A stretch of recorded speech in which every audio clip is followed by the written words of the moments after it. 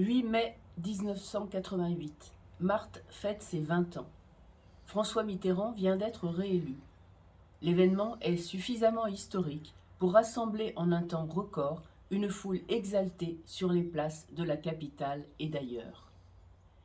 Fidèle à son leitmotiv, voulant que tout épisode heureux de la vie se doit d'être fêté, elle se dépêcha d'avaler sa part de nougat glacé, un peu malmenée par les bougies qu'elle venait de souffler, et se prépara à aller rejoindre ses amis.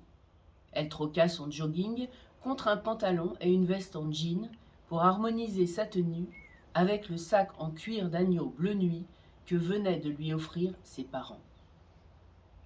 Son père avait retenu son souffle en la voyant sortir de la maison au crépuscule, craignant que la liesse générale ne dégénère en cours de soirée. Sans laisser paraître son inquiétude, il se contenta de lui souhaiter une bonne soirée. Marthe n'avait pas eu grand mal à retrouver Fanny et Laurence, ses amies d'enfance, devant le cirque d'hiver Bouglione, situé à moins d'1 kilomètre de la place de la République. De là, les chants d'allégresse se faisaient déjà entendre. Elles marchèrent bras dessus, bras dessous, en entonnant gaiement leur chanson fétiche « Elle là », tout en imitant la gestuelle de France Gall. Dans la foule, des groupes s'étaient formés. Les uns dansaient, d'autres discutaient, certains tentaient de se frayer un chemin, d'autres encore manifestaient leur joie par une étreinte. « Venez les filles, on va danser !» s'écria Laurence en tirant Fanny par la manche. « Regardez, une buvette juste là !» répondit Marthe d'une voix forte et sans laisser d'alternative à ses amis qui s'étaient déjà avancés vers la scène. L'attente promettait d'être longue, mais Marthe n'entendait pas renoncer à sa bière.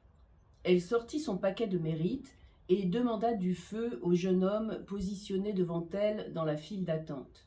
Un journaliste, accompagné d'un caméraman, s'approcha d'eux, micro en main. « Bonsoir, est-ce que je peux vous demander ce que vous pensez de la réélection de François Mitterrand ? Si vous vous êtes déplacé pour la fête, j'imagine qu'elle vous rend plutôt heureux, non ?» Marthe tira sur sa cigarette et du regard céda la parole au jeune homme. Philippe lança sa Marlboro incandescente dans le caniveau en la regardant s'éteindre par le contact de l'eau.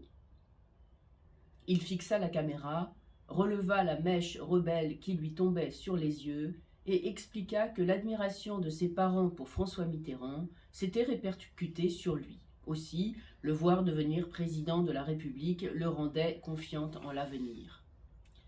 Puis ce fut au tour de Marthe de donner son ressenti à chaud. Au-delà de la victoire de Mitterrand, elle était sortie dans l'intention de faire la fête avec ses copines. Voyant que leur tour était imminent, le journaliste les remercia et fendit la foule à la recherche d'autres témoignages.